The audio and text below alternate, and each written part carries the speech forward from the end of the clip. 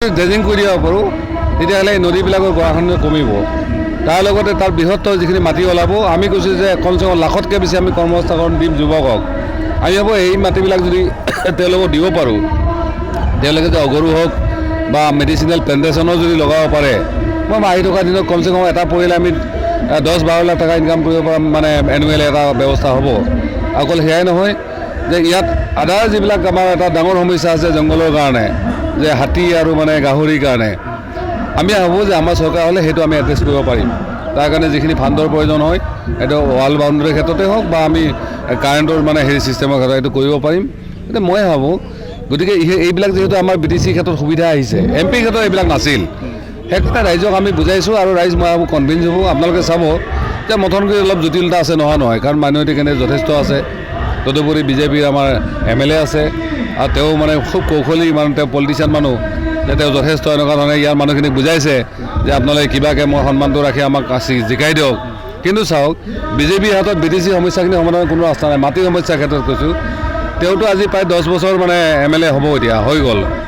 তেওঁ নিজৰ পাৰ্টিৰ প্ৰেচিডেণ্ট হয়, ইয়াৰ মাটিৰ সমস্যাটো সমাধান কৰিব নোৱাৰিলে, কাৰণ BPF-এ কয় এইটো ৰাজ্য চৰকাৰৰ কাম, ৰাজ্য চৰকাৰে কয় এইটো BTCৰ কাম, BTC আহিলে আমি কৰিব পাৰিম। কিন্তু এইটো মিছা কথা, এইটো BTCৰ মেইন কাম আৰু ৰাজ্য চৰকাৰে ইয়াত ছাপোৰ্ট দিব লাগিব। হিমন্ত বিশ্ব শৰ্মাই কৈছে যে চাওক যদি মথনগুৰি চিট জিকিব নোৱাৰে তেওঁলোকে, তেতিয়াহ'লে তেওঁলোকে BTC এখন চিটো জিকিব নোৱাৰে। বিজেপিক আচলতে ৰাইজে কি কাৰণে ভোট দিব? মই শেহতীয়াভাৱে এটা কথা কওঁ যে যোৱা বছৰ তেওঁলোকে যিটো সিদ্ধান্ত কৰিলে 2019-ত যে অসমীয়া ভাষাটো BTCৰ সহযোগী ভাষা হ'ব, অৰ্থাৎ ৰাজ্য ভাষাৰ মৰ্যাদাটো মানে বড়ো ভাষাক দিয়া গ'ল। তাৰ ফলত আজি আমাৰ চাকৰি বাকৰি লেখা পঢ়া আদি কৰি গোটেইখিনি কিন্তু বড়ো ভাষাৰ প্ৰয়োজন হ'ল। আজি আমাৰ বহুত ল'ৰা ছোৱালী মেট্ৰিক MA BA পাছ কৰিলে, হায়াৰ ছেকেণ্ডেৰী পাছ কৰিলে, আজি কিন্তু BTCত তেওঁলোকে কোনো কাৰণে চাকৰি নাপাব, কাৰণ তেওঁলোকে বড়ো ভাষা নাজানে। আৰু আমাৰ উঠি অহা চামটো ল'ৰা ছোৱালীবিলাকে বড়ো ভাষা শিকাটো বাধ্যতামূলক হ'ব। অসমীয়া ভাষাটো তেওঁলোকে লাঠি মাৰি ডাষ্টবিনত পেলাই দিলে। ইয়াৰ পিছত ইয়াৰ অসমীয়া ভাষী বা অসমীয়া ভাষাক মাধ্যম হিচাপে ব্যৱহাৰ কৰা লোকসকলে মই ভাবোঁ বিজেপিক ভোট নিদিয়ে, কাৰণ তেওঁ BTC চুক্তি বা বড়ো সাহিত্য বা আপচু BLTৰ মতে তেওঁলোকে চলিব যায়। ইয়াত থকা আমাৰ যিসকল অসমীয়া ভাষী বা অসমীয়া মাধ্যমৰ লোক আছে তেওঁলোকে কেনেকৈ জাষ্টিছ দিব?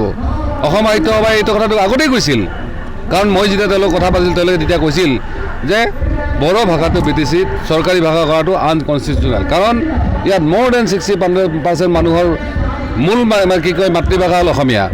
more than 81%-এ ইয়াক মাধ্যম হিচাপে লৈ BTCত লেখা পঢ়া কৰে।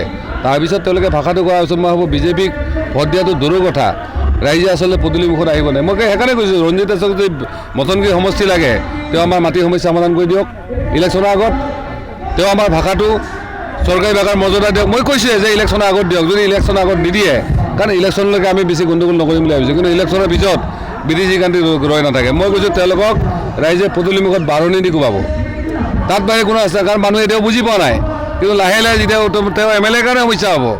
সেইকাৰণে কৈছোঁ তেওঁলোকে ৰাইজৰ সমস্যাখিনি বঢ়োৱানে তেওঁলোকে সমাধান কৰাত সহায় কৰক। আৰু যিহেতু অকল মথনগুৰি নহয়, আমি 35টা সমষ্টি ইলেকশ্যন খেলিছোঁ, 35টাৰ ভিতৰত আপুনি যদি এইফালে যায় চালবাৰীৰ পৰা, ককলাবাৰীৰ পৰা, দিহিৰাৰ পৰা, মচলপুৰ, বাগানপাৰা, গৈবাৰী, দৰগাজুলি, চুগলাই চাৰপা সকলো সমষ্টিবিলাক আমাৰ হাতত আছে। এইবাৰ বিজেপিয়ে এটা কাম কৰিছে, তাতে তেওঁলোকে আমাৰ ভোটটো অলপ ভাঙি পিনে APPLক জিকা এটা চান্স কৰি দিব বিচাৰিছে। তেওঁলোকে অসমীয়া ভাষাটো তেওঁলোকৰ মতে থাকিব নালাগে, এইটো চৰকাৰী ভাষা হ'ব নালাগে, সেইটো এটা মেইন বস্তু আছে। আৰু চাকৰি ক্ষেত্ৰত BTR চুক্তিত কি ক'লে যে আমাৰ আপুনি চাব এই অঞ্চলতো ল'ৰাবিলাক ৰাতিপুৱাই মানে দৌৰি থাকে আৰ্মি বা পুলিচত যোৱাৰ কাৰণে। BTR চুক্তিত তেওঁলোকে কি কাম কৰিলে? তেওঁলোকে কৰিলে মাত্ৰ বড়ো যুৱকসকলক আৰ্মি পুলিচত চাকৰি দিয়া হ'ব বুলি কৈছে। অকল সেয়াই নহয় যে বড়োলেণ্ড মুভমেণ্টত তেওঁলোকৰ 5,500 মানুহ মৰিছে, শ্বহীদ হৈছে, তেওঁলোকৰ কাৰণে 5 লাখকৈ চৰকাৰৰ পৰা বিচাৰিছে, কেন্দ্ৰই দিম বুলি কৈছে। কিন্তু আমাৰ যে 15,000 যে মাৰা গ'ল নন বড়ো মানুহ, তেওঁলোকক কিন্তু 1 পইচাও নিদিয়ে, মানে উন্নয়ন নিদিয়ে। তাৰপিছত কিটা বাকী থাকিলে? আজি লাখ লাখ মানুহ ক্ষতিপূৰণ দিব লগা আছিল, নাই দিয়া। আগ্ৰামা মহিলাই কি কৈছিল যে যাৰ মাটি আছে তাকে দিওঁ, যাৰ মাটি নাই তেওঁলোক ইয়াৰ অধিকাৰ নাই, তেওঁলোক বাংলাদেশ ইয়াৰ ক্ষতিপূৰণ নাপায়। আমাৰ BTCতো প্ৰায় 90% মানুহৰ আজি মাটিয়ে নাই, কাৰণ যিখিনি মাতিছে এই বাৰাপেটা অঞ্চলত বেলেগ নালাগে, আমাৰ কি কয় মাইনৰিটি ভাইসকলৰ কথা বাদ দিয়ক, আমাৰ যিসকল ৰাজবংশী আছে, নাথ আছে, কিবা আছে, তেওঁলোকৰো মাটি নাই, তেওঁলোকেও দিব পাৰিলেহেঁতেন কমচে কম, তেওঁলোকতো আৰু বেলেগৰ নহয়। সেইকাৰণে কৈছে এওঁলোকে আমাৰ মাজত হিন্দু মুছলিমৰ নামত কিবা নামত ভাগ কৰিব পাৰে, তেওঁলোকে মাটি দিব নোৱাৰে। ইয়াত তেওঁলোকে আজমল চাহাবক অনাৰ কাৰণে চেষ্টা কৰি আছে। কাৰণ যদিহে মথনগুৰি আজমল চাহাব আহে, এয়াৰডিএফটো জিকিব নোৱাৰে খাটাং। এয়াৰডিএফে হয়তো 3000 ভোট পাব, কাৰণ মাইনৰিটি ভোটটো এনেও ডিভিজন হ'ব।